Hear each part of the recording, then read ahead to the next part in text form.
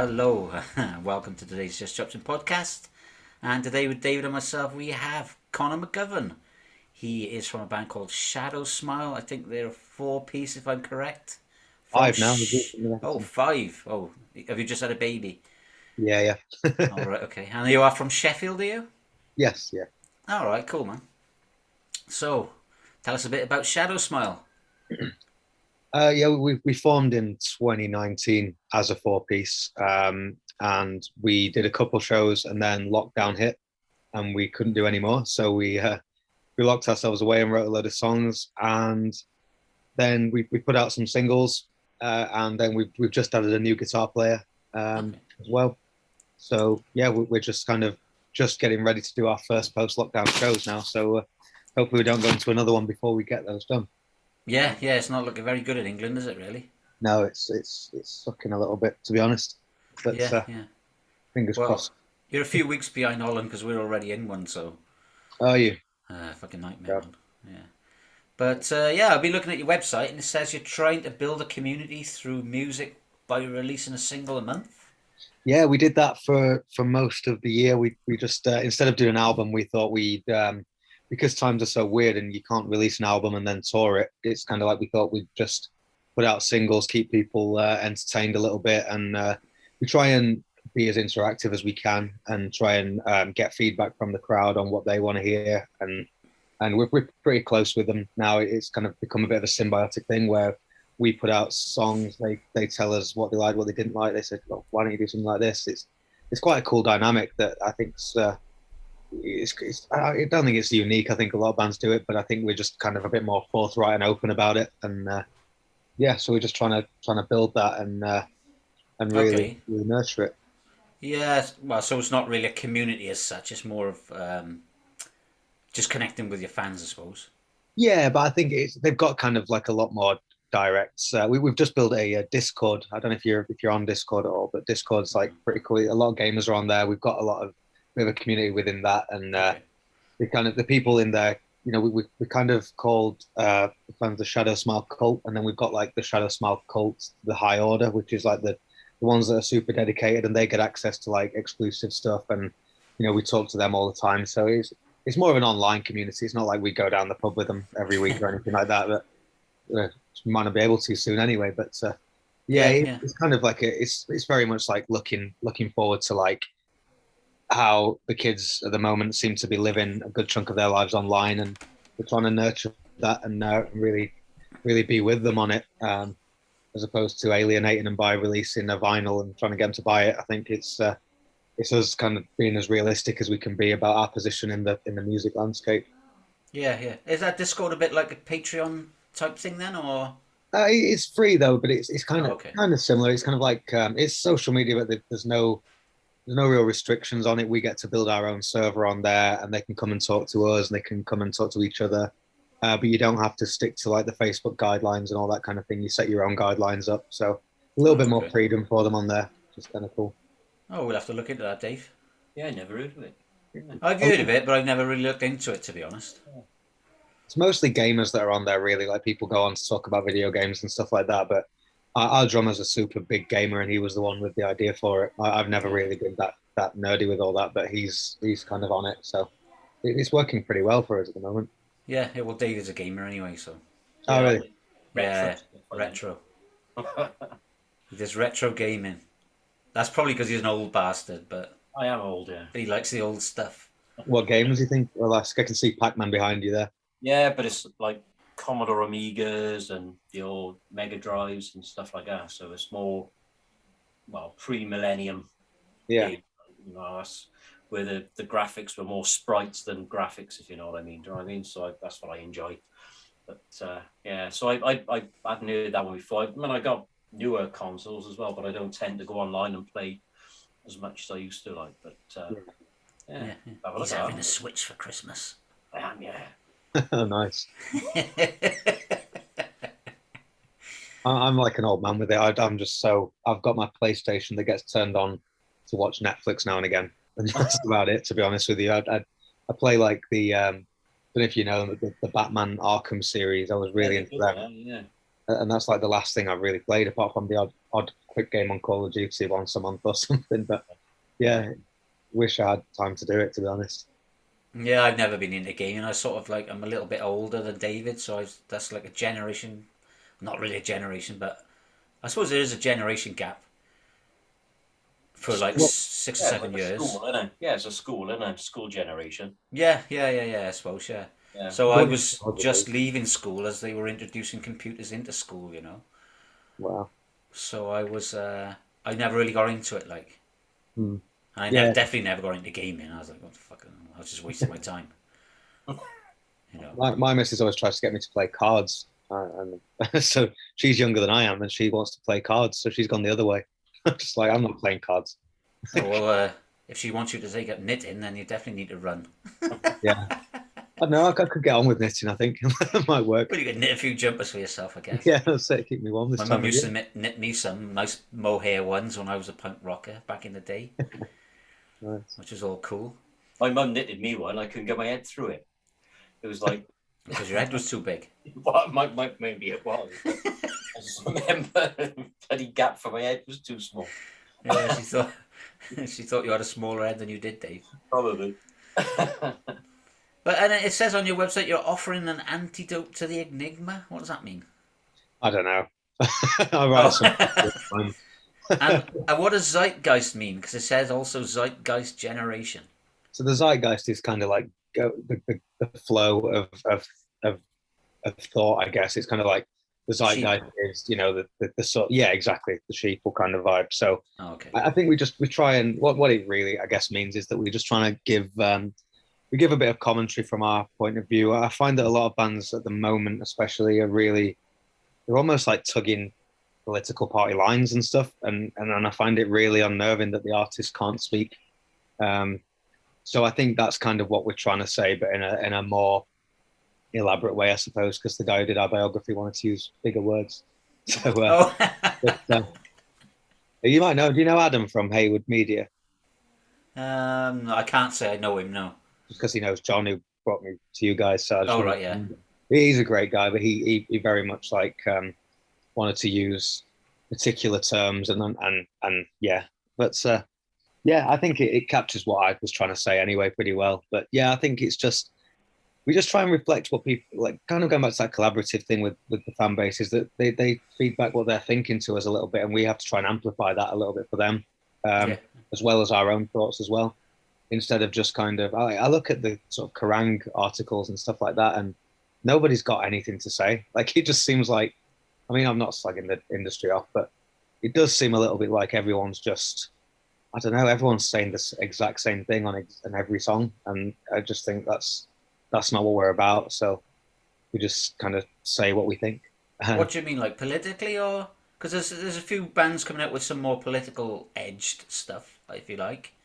Yeah, I mean, I guess there's bands that are political edge. I think they're all singing from the same hymn sheet as one another, though. I mean, when we go back in time and you had people with different views releasing music, and you'd have like one band that were like, these Confederate flag waving rockers or something like that, and then you had like these super left punk rockers and that kind of thing. And I kind of miss that, where it's kind of like you've got an absolute spectrum of different things. Now it just seems everyone's, I've got to watch what I say here, but everyone's a bit just just tell us.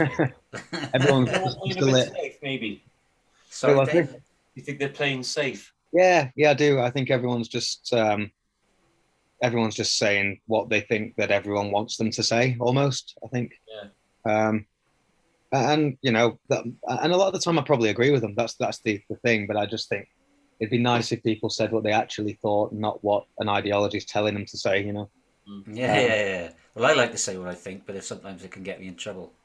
Well, exactly. That is the big thing you've got to be conscious of. When you've got a podcast or you've got music and you've got fans, you don't want to say stuff that upsets them, because we just don't want to, do you? It's kind of, but it is a shame that you can't say what you fucking think.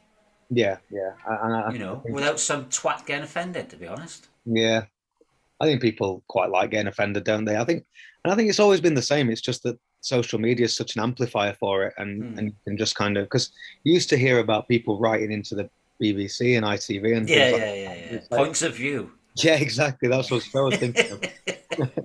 But now you don't need that because everyone will just tweet about it, and then the person gets taken off TV or whatever. So, Yeah, it's fucked, really. I mean, even if you make a bad tweet, you're like, oh, I mean, I've been banned from Facebook like loads of times now. oh really? And like my last ones were like 30-day bans, so I don't really use that account very much anymore. Yeah. I don't really post as much on Facebook as I used to be honest. Now I only use it to promote the podcast, to be honest. I've Because got, there's yeah, always just some fucking cunt out there that wants to piss you off, you know?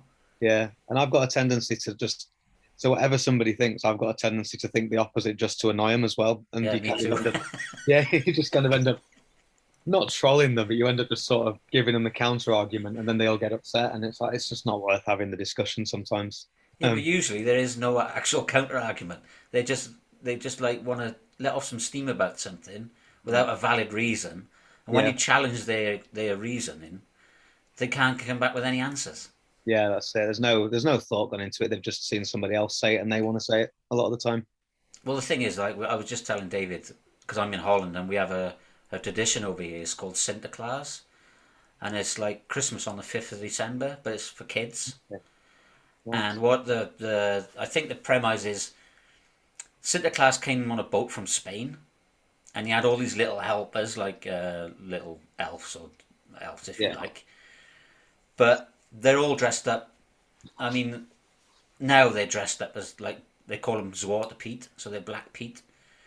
So they're black faced and they're dressed in these like little clown clothes with a hat on, and they go around waving a stick. And if you were naughty, they would hit you with a cane, and if you were good, they would give you some treats.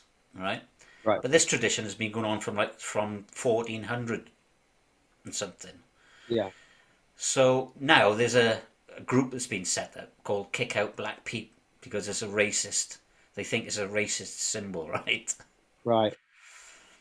And this woman posted on Twitter a couple of days ago, and she said this big, massive, fucking 5-tweet of why you should kick out Black Pete because it's racist.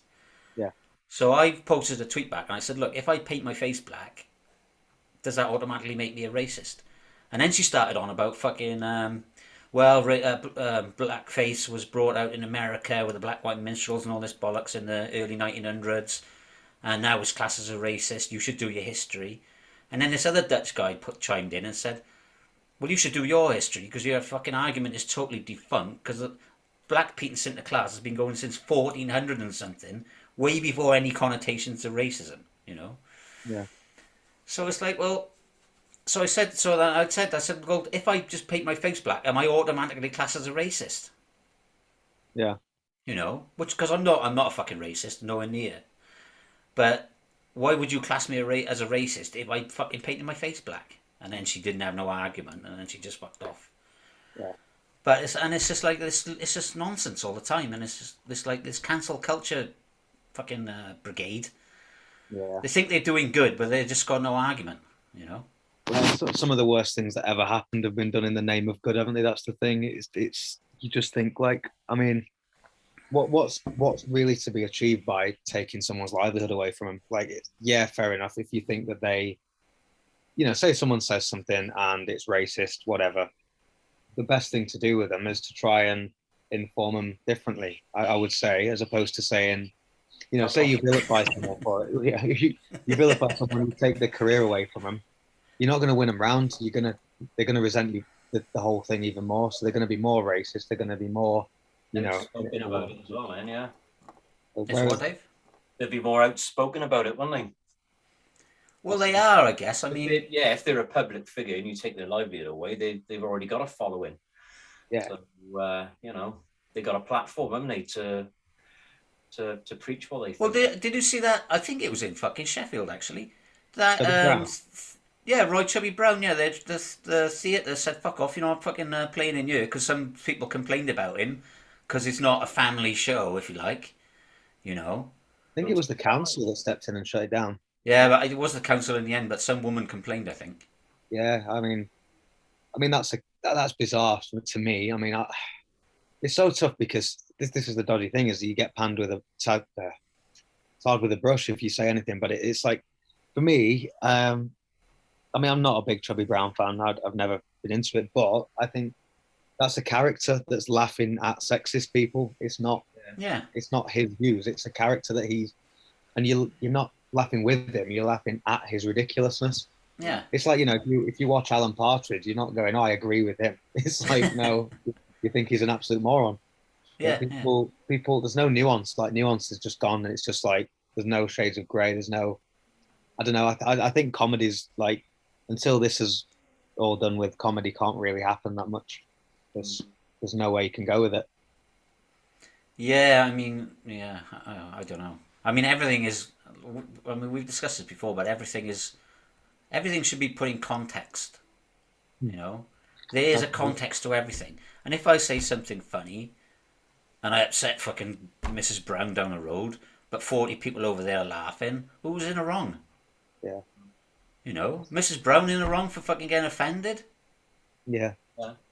I don't know. I don't get it anymore. It's just all gone backwards, like. What's the argument Ricky Gervais has on Twitter all the time, doesn't he? Yeah. He's always arguing about it.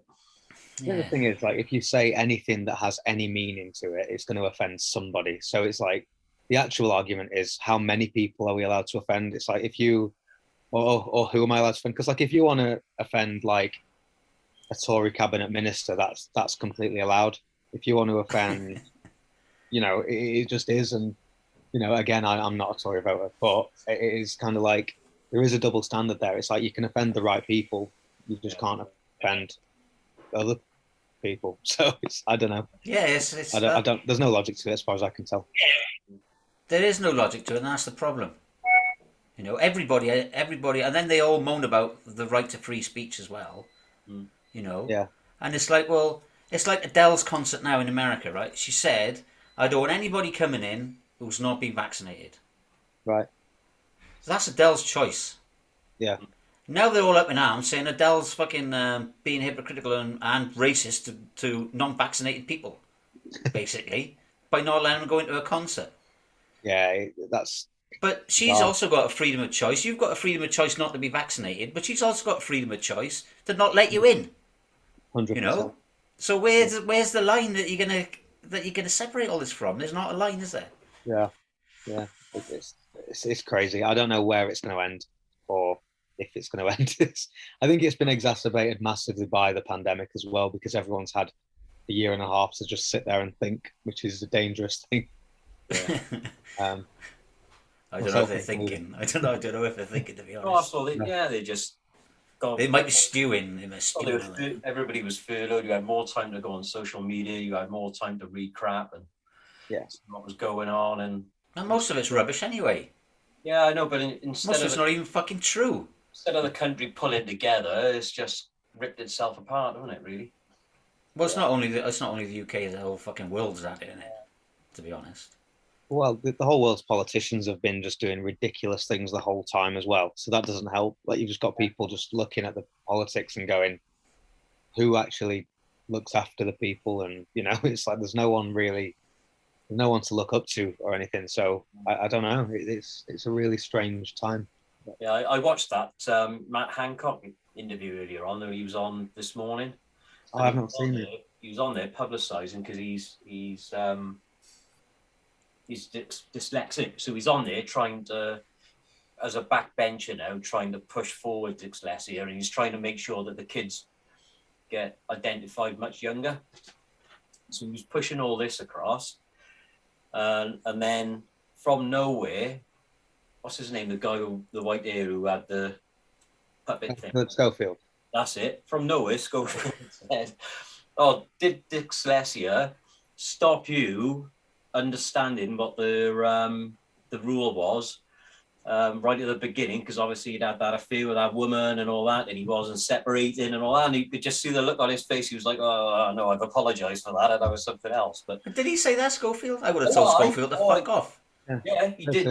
What the hell have it got to do with you? Schofield went straight in at him and said about it.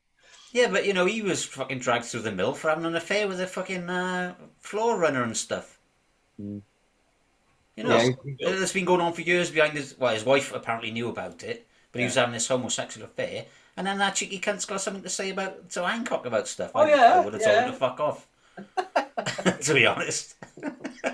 It's amazing what people do, isn't it? When a funny one I saw the other day, you know, the whole Marilyn Manson thing where he's been accused of doing some not very nice things. Yeah. You mean Marilyn Manson, the singer? Yeah. Yeah. And he'd been accused of, I can't think what it is, but a lot. Yeah, of some sort of abuse, physical abuse or mental abuse or whatever. Not great stuff, but and then like the year before it happened, so the last download, I think it was 2019 Download Festival. Danny Filth from Cradle of Filth had come out on stage and sung with him, and they'd done like a bit of a thing. And then I saw an interview with Danny Filth the other day, and he was just sort of completely denouncing him, just like, yeah, he's going to prison soon, he's nothing. And it's like, what? So either he was your friend and you've just thrown him under the bus, or he was your friend and you knew about it and now you're doing that to avoid it. I don't understand all that stuff when people just sort of, you know, if that, say if one of my friends, right, got caught something like this, I'd like to think that I'd kind of be like, well, what's led to that? What the hell's happened there? Do they need like serious psychological help? Or, but it just seems like, okay, so they've done something. It's horrible. It's abhorrent. It needs fixing. But where's the help to make it better? Because you know, if you just punish people for doing things that are a result of psychological dysfunction, for want of a better term, it's not that they don't know it's wrong. You know what I mean? It's like, he knew what he was doing was wrong. So putting him in prison is not going to teach him a lesson. He needs serious help. You know, it just struck me the other day, because just when you were talking about that as well, it sort of thought, you know, why? It's just like, okay, we've got everything's on the table. Then we want an absolute punishment for everything, and there's no coming back from it. So you might as well just kill yourself if you get accused of anything. Like, I don't know. I feel like I'm going on a rant now, but I just think it's bizarre. Just have a rant, mate. We love a good rant. We haven't had a rant for ages, actually.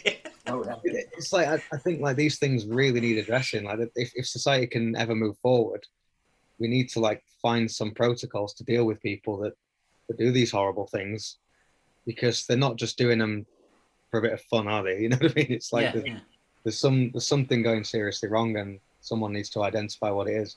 Not me though. I'll just stand there and criticize them. Yeah. Well, the thing is, I mean, just the same thing. I mean, and there's also this innocent until proven guilty thing. I mean, everybody's automatically guilty until they're proven innocent now. Yeah, definitely, yeah. You know? Yeah, I mean, there was a bodybuilder, he just died actually. I think he died of a heart attack. He wasn't very old. He won the Mr. Olympia competition about 4 years ago. Right. Called Sean Roden.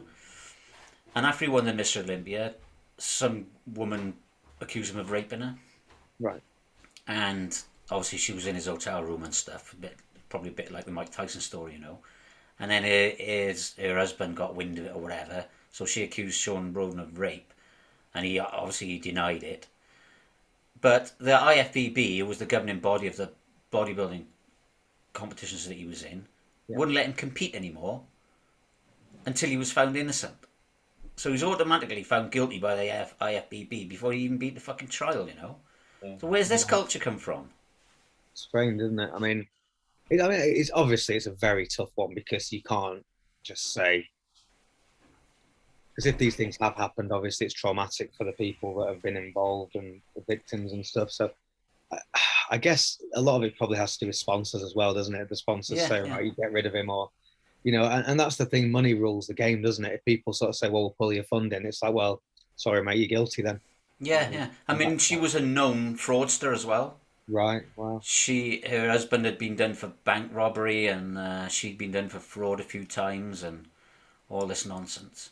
So they just automatically said, right, you can't compete. And this went on for like 3 years, and so they took his complete livelihood away from him, so he couldn't compete anymore. I mean, he should have went back to defend his Olympia title, you know. That's a $400,000 paycheck in its own. So So was he found? What was he found in the end? Was he? He never. He died a few weeks ago. He had a heart It's attack. not been finished, right? Wow. So, and it still hasn't come to a conclusion. So, right. You know. Wow. But obviously, after 3 or 4 years, I mean, with this woman being a known fraudster and stuff, you would have thought that they would have just got rid of it. But they couldn't find any evidence to make him fucking guilty. Yeah. You know, after 4 years, if they can't find any evidence to find you guilty, you're not guilty. You. Yeah, I guess. Maybe he's just really good at hiding it as well. That's Yeah, righto. Would he put it under his bed? It's fucking stupid. Anyway, mate, Shadow Smile. Yeah, well, Where'd you get your name Shadow Smile from? We've just been cancelled, I think. I don't know. Well, if you've been cancelled, I'm being cancelled as well. So. Oh, the name comes from. Is that what you asked? Sorry. Yeah, your name. Yeah. Sorry. Yeah. So there's a song by The Cure, which is called "Burn," which is in The Crow. I don't know if you've seen The Crow film. David probably has. Love it. Yeah. And it's when he's painting his face, you know, and he comes back, he dies and then comes back to life. Sorry for spoilers, but people have had like nearly 30 years to watch that film. That's not good enough. Yeah, cancelled again. And there's a line that says, "Just paint your face in shadow, smile." Okay. And I thought it was a cool line. And originally, the name started out as a song name. So in an old band I was in, we did a song called Shadow Smile, and then we started this band, and we were like, need a name, and I was like, well, what about this? And they're like, yeah, let's do that. So yeah, it's just a line I like from a film. Cool. I mean, is Your Safe your latest track then? Yeah, that's the first one to feature our new guitarist Adam as well. So okay, yeah, that's our 7th single in total. Okay. That came out Halloween. Came out on Halloween. Oh, was that? Yeah, I was listening to it today. Actually, I quite like it. I mean, because I used to like some of the Blackout stuff, and it just reminded me a bit of the Blackout. Yeah. So yeah, I get that. That's cool. Yeah, it's a good one. Well, I mean, obviously, I think it's good, but it's you big-headed bastard. But you'll be borrowing David's jumper soon. I'm not getting my head for it.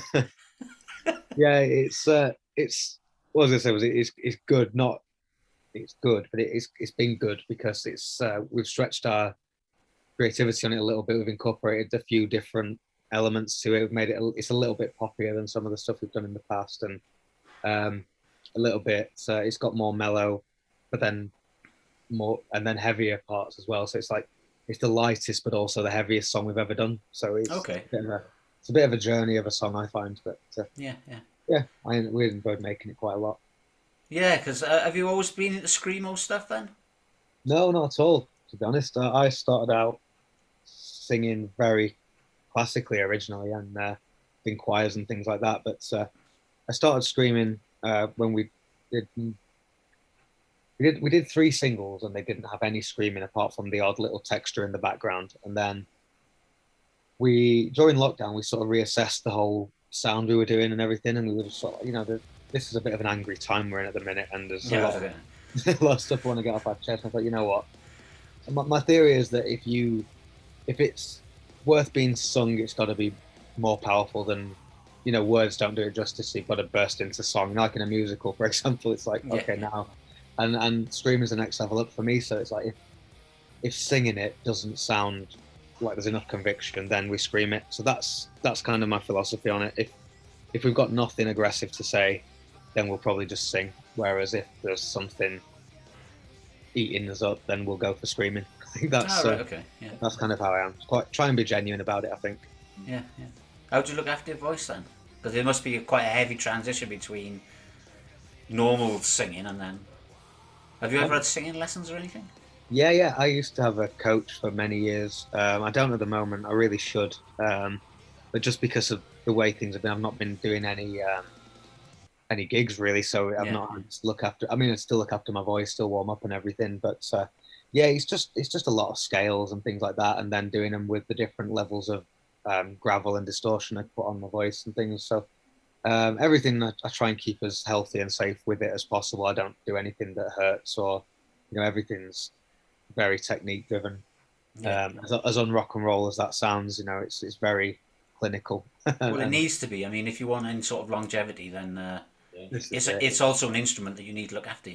Yeah, absolutely. Yeah. But yeah, I think I still spend a lot of time trying to perfect my craft. I need to get back on with coaching as well, because someone put it to me the other day, and I thought this was a really powerful way of saying it. And like, you might think you're great, but Tiger Woods still has a golf coach, and like the Ronaldo still has a coach. It's like, yeah, people, even elite level athletes, still have a coach. So why do musicians think they don't need one?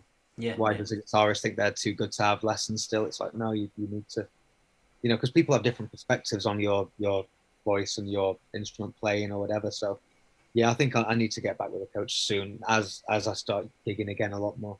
Yeah. I was going to say something and I forgot what it was. Sorry, I waffle on you. No, go on. I can't remember what it was now, but it just flew past me and I was like, fuck, I got to say this, but then I forgot it. Oh, that's what it was. Elton John and fucking Ed Sheeran's new Christmas single. I've not heard it yet. That's what I was going to say. Have you heard it? Oh, you haven't heard it, but what's going on with Elton John's voice, man? Was he screaming? No, it sounds like he's got a fucking mouthful of balls. Hang on a minute. Maybe they're Ed Sheeran's. To each his own. Yeah, I've not heard it yet. I'll have to check it out. Is it a good song, or is it? I don't know. I just don't know what's going on with Elton John. His voice is just like really weird. It's gone like because he used to be a pretty good singer, like back in the day, Yeah, I like Elton John's stuff. Yeah, a lot of his old stuff. I really like But it. his fucking voice now is just really weird. Like, I'll put that on when I go to this. I'll have a listen to that. yeah, it's a strange one, to be honest. Can you listen to it where you just hear Elton's voice and not Ed Sheeran's? I don't know. It depends what sort of editing equipment you got, Dave. Exactly. I'm not going to be able to hear it with Ed Sheeran singing. Yeah, you got like Elton John with a mouthful of balls, and then you got Ed Sheeran with a fucking something stuck up his ass. It sounds like, to be honest, because he's like a really high pitch, Ed Sheeran, and then Elton John just like. Yeah. That's weird, man. It's a weird. Yeah. It's a weird. Weird. I'm gonna have to listen to this now because you've been intrigued. And they had that guy from The Darkness, David's mate, in the video. I haven't seen the video. Oh, just Justin Hawkins. Yeah. He was in the video as well with somebody else. Right. But I saw it because Justin Hawkins has got a new YouTube channel, Right. where he dissects people's songs. All right. Like a talk, isn't he? Yeah, exactly. Yeah. Sorry. And I'm pretty sure I saw him slagging Ed Sheeran off, and then the next minute he pops up in his fucking Christmas video. They're all in it together, I'm telling you. They must be. Do anything for publicity when you bloody darkness. Yeah, it's a weird one, isn't it? So I like that silly song they did years ago. I've not heard anything else since. I don't know they're still I going. Believe in a Thing Called Love. Yeah, that's the one. They're flying. All the fucking festivals I go to, they're headlining all the time. Darkness. Are they? Yeah. This is how much my finger's on the pulse of the rock scene. Yeah. It's only South Wales, to be honest, but well, no, they're on tour at the moment, aren't they? yeah, They've got massive wagons supporting them. They have got a big following. Yeah. Well, they were massive, weren't they? Especially mid 2000s, they were huge. When that album came out, that Permission to Land one, Yeah. that Christmas song, it was everywhere. Yeah. Well, their latest album is a concept album. I haven't heard it, but Right. apparently it's got good reviews. So that's if you like things like that.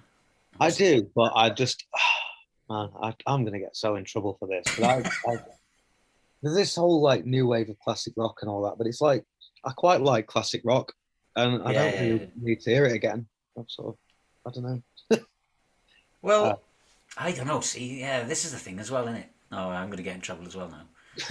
New wave Can we of stop classic doing rock. random podcasts and things? We need to. I mean, new wave of classic rock. Yeah. Why isn't it just called classic rock? Yeah, or just rock, because it can't be classic yet. Because I mean, Yeah, it can't be classic because it's new. yeah, I don't know. I think it's just branding, I guess, isn't it? Well, the guy that invented it is doing pretty well out of it, I think. It's only got to be 3 years old. I think it was 3 years old. Anything older than 3 years old is a new wave of classic rock. Is it 3 years or is it from 2010 or something? I don't know. I thought it was only a couple of years because I've tried to post stuff on there and they won't allow me to put it on there. Fucking bastards. You know Or like what? a Susie Quattro video. I'm going to be in Blaze touch. and people like that, because they're still reinventing themselves, those guys, aren't they? But, Yeah, of course they are. I mean, you're always reinventing yourself as a musician, especially if you're any good. Maybe maybe it is 2010, but I know the band's got to be. It can only be so old. Yeah.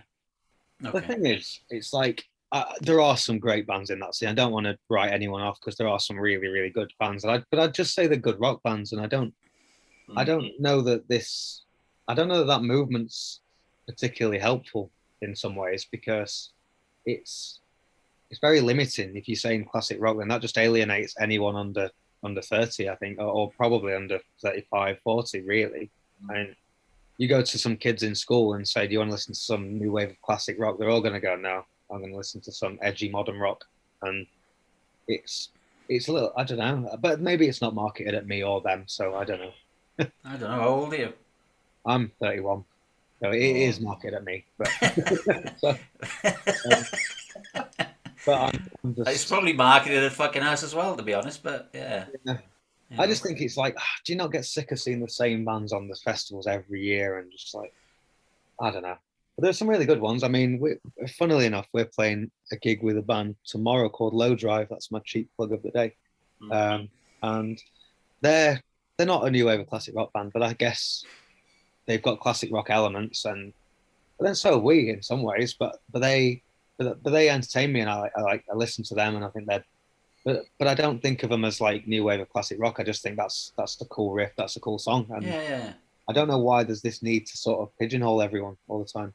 But that's a social media thing, I think. Yeah, that's it. It is what it is. Sorry, I felt just come onto your podcast and whinged for an hour. But going back to the 80s, we always had like punks and skins and mods and rockers. I mean, it's been going on for years. I mean, they were probably better. I'd rather be called a punk or a mod than a fucking new wave of classic rocker. That's what I didn't get. I didn't get the whole mods and rockers because I like both music. Yeah, I do. So what could I be? Because I love the Who, and obviously I'd have to be on a fucking Lambret or whatever. Yeah. But then I liked all the rock music. But then apparently the mods used to fight the rockers. Yeah, they did. Yeah. Why? Because both the music was good. Then you'd be a mocker. I'd have to be a mocker. I'd be a coffee or a rod. Maybe one mocker. Yeah. Because to me, the Who's rock music. It is rock music, yeah. Yeah. Like, listen to some of the Who stuff. It was heavier than the rock that was out at that time, and they were calling it mod. And it's like, well, they're rocking way harder than you. But yeah, and Slade were fucking skinheads. Do you know what I mean? Yeah. Is that what they were? They? Yeah, they started off as a skinhead band. Actually. Yeah, they did. Yeah, and they were fucking heavy rock group as well. Classic heavy rock, I guess. Yeah. I think the thing with them. I've never got that because I don't know whether I'd be. Well, yeah, I can't ride a motorbike anyway, so that would put me. Just sit on the bus with your earphones on. You're all right. Don't worry about them. Let them fight. Yeah, they were the days. Huh? Yeah, it was before my time. I was. Go on then, Dave. What you got for me? Nothing much really, but we have got one section where we started analysing words and the word police. So it's a bit of a whinge anyway, so you'll love it. When Terry's trying to find out who the word police are, and yes, I am. Who are the word police? Who are these people that tell us we can't say things anymore? So I've done a bit of investigation this week.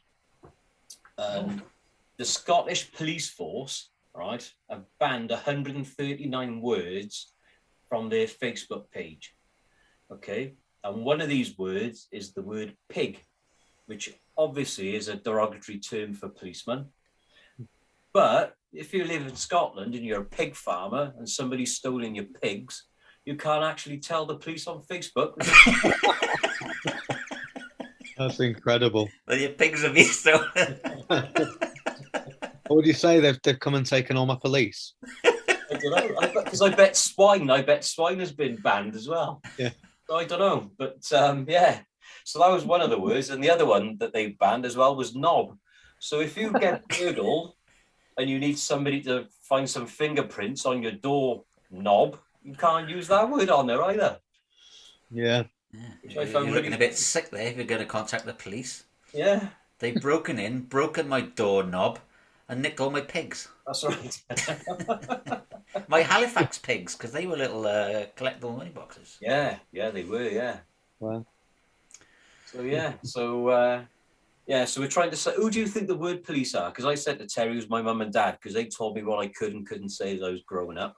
But obviously there's these people, this organisation that's out there that tells us what words are okay and what words aren't. yeah, it's a weird one, isn't it? I mean, my granddad never swore once in his life by all accounts, and people said that he did the D-Day landings and still never swore, which is like, I find quite incredible. But he's clearly had some word police telling him he couldn't swear, because otherwise my first words when I got to the D-Day landings would have been, fuck. Yeah, fuck this. This doesn't look like Scarborough. So I think they're an underground race that's existed longer than the world, and I don't know. I think they've just. It's weird, isn't it? Because you've had like banned words pretty much forever. It's so strange. And like if you go back to like medieval times and stuff, you'd get like burnt as a witch for saying certain things, and it's like it's mental. It really is. Maybe it's the Illuminati. Oh, I don't know about that. Maybe. I don't know. Who are the Illuminati? Who the fuck are they? They're on Jay-Z. He's Illuminati, isn't he? Apparently, that's one thing I read. Lara Croft fought him, didn't they? We said about that before. She fought the Illuminati. Lara Croft. Lara Croft. Tomb Raider. Yeah, Tomb Raider. What's she got to do with the Illuminati? Beat him up. Beat him up. You've not seen it. Dude, yeah, she was fucking. Yeah. She was. No idea. And Tom Hanks as well. He had a go, didn't he? He's in Scientology. What was that one? No, that was I haven't seen that. This was Da Vinci Code. Yeah, Da Vinci Code. This was brilliant. Oh, Tom Cruise. I was thinking of. That's Illuminati as well. Yeah, Tom Cruise. He's a fucking knobhead in Scientology. Scientology's the one. Yeah, I mean that's some stuff that is. I read a little bit about that, and it blew my mind, the stuff that they believe. Well, it's amazing because the guy was a failed sci-fi writer, wasn't he? Yeah. So I wonder where he got his ideas from. Yeah. Yeah. I don't know, but anybody who's a failed sci-fi writer fucking making up a religion has got to have a screw loose somewhere. You've got to be bad to be a failed sci-fi writer, because I've seen some sci-fi films and there's some terrible ideas out there. Yeah. Like when you look back at like the sort of double feature picture show era of sci-fi, and there's like the man who turned his jelly into a robot, and you're like, and this guy failed at it. So, but then he made loads of money, didn't he, out of all the celebrities? So who's the idiot, really? I suppose. Yeah. He made out of this religion. Yeah. Because if you make a religion, it can be tax-free or something. Yeah. Well. Yeah, because they have to pay an ungodly amount to join, don't they, and stuff like that. Yeah, it's crazy, isn't it? What was his name? Hubbard? Yeah, Hubbard, wasn't it? Ron Hubbard? Yeah, that was it, I think, yeah. Something like that. An episode of South Park as well the other day where they did a sort of spoof of it, and they thought one of the characters was his reincarnation. Okay. It was pretty, close to the bone. I think they got sued for it, I'm pretty sure. Yeah, that's worth a watch. I've just been I think that's why my brain's in this mode, because I've been rewatching all of South Park lately, and that's just everything.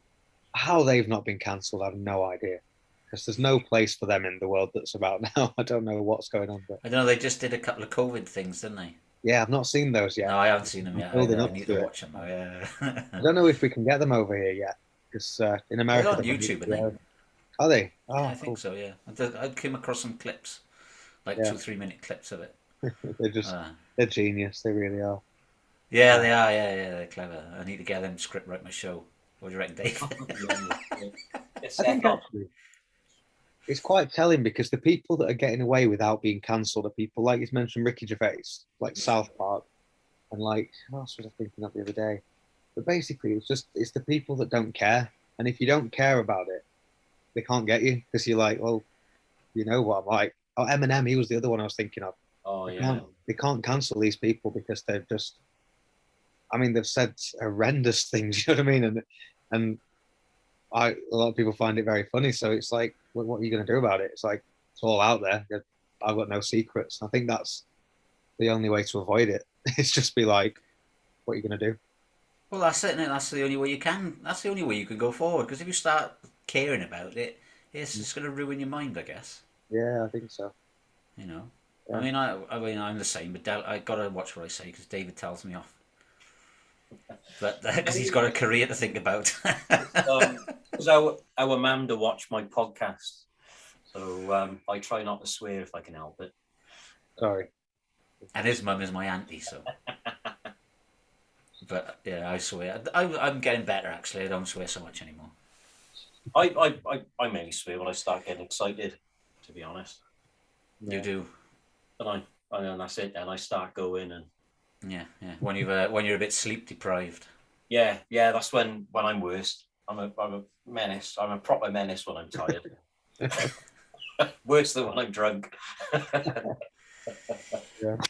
So what's next for Shadow Smile, mate? You mentioned you've got a show coming up. Have you got a tour coming up, or? Yeah, we're not really got a tour as yet. We're sort of. I don't plan anything tour-wise at the minute. I'm just like, we keep thinking about it. And we keep getting part way through planning it, and then we'll like talk to our management and stuff, and then we'll be like, what if it gets cancelled? It's a lot of logistics to pull off, and I've had a few friends who've just tried to do tours and then they've been hit by COVID halfway through them and stuff. So I think we're just going to do sporadic gigs for a little while, see how that goes, see how the land lies. Probably towards summer, these things tend to get better as well. So we'll probably do some more shows in summer, and we're just going to keep. We're actually we're working on our first album at the moment, so we're going to keep pushing ahead on that. And yeah, that's really it. I think we're just trying to keep being productive and making sure we're in a position to keep doing stuff if things go to shit again. Sorry, I swore again. Are you going to be putting any of your current releases on your album, or is it going to be all new stuff? Or it's going to be all new. I think what we'll probably do is compile the stuff that we've already put out onto a physical release. We've done the first 3 singles are out already. They were put out as what we call the Unholy Trinity, and they're out on CD. And I think we'll probably do the same with the other 4, because they're kind of distinctive eras of our sound, so it will work quite well. Then I think with the album we want it to be a complete, work from start to finish, like old school albums used to be. Mm-hmm. But trying to do that in the Spotify world and the confines that has is proving to be quite challenging. So I'm as intrigued as anyone to see how it comes out, to be honest with you. But we're really excited to do that though, because it's a bit of a dream to do an album, and the support's been pretty monumental from our fan base. So we're really trying our very best to make it as good as it can be and still listenable as a whole, yet also listenable track by track as well. So it's going to be a long few months getting that done, but a good few months as well. Yeah. Oh, cool. All right, cool. All right, then, mate, we'll get off and get your dinner then, since you just got home. Yeah, I've got a rehearsal tonight because of the show tomorrow. But yeah, well, thank you very much for having me. It's been nice to chat. It's been good to chat about some stuff other than band as well. That's been good. Yeah, we always talk about bollocks on this show, to be honest. Yeah. I like it. It's this way. Yeah, I mean, yeah, you know what I mean? Sticking to the usual format. I mean, you can only talk about your band for 5 minutes and then your interview's over, really, so... Well, yeah, you can only say the same thing because we've got stuff, It's not like we can change the story or anything. So, not at the moment, anyway. Yeah, we should do that. Yeah, well, thank you very much for having me. It's been a pleasure. All right, cool. Let us know when your new single... You say you've not got a new single coming out soon? Not just yet. No, we're going to be doing this album. We'll probably have a single ready around March time, so it's going to be a little while yet. Oh, right, okay. First one. Well, that's not one a month, is it? No, we've finished with that. That's done with now. You've run out of antidotes to the enigmas. We fixed it. We fixed that. We've done that. I'm going to release one single a month, but there's only 6 months in this year, so... Yeah, that's done with. The thing was, we couldn't get in the studio anymore. To be honest, that's the truth of it. We wanted to continue it indefinitely, really, but then it got to the point where, because we recorded in a pretty good studio and we had like pretty big bands, so like Bullet for My Valentine recording there. Okay. So we just couldn't get any dates because they were like, well, they pay us loads for the time, so Yeah, I bet. fine. So yeah, we just thought we'll do an album then, and then we're probably going to release that in a similar way. Probably not going to release it all at once. We'll probably release it. Yeah, drip feed it. Yeah. So yeah. All right, cool. Yeah, just let us know, and then you can come back on and tell us all about it. Yeah, that'd be great. Thank you very much. All right. Cheers, Connor. Thanks, man. Cheers. Thanks to you guys. All right. Bye. Bye.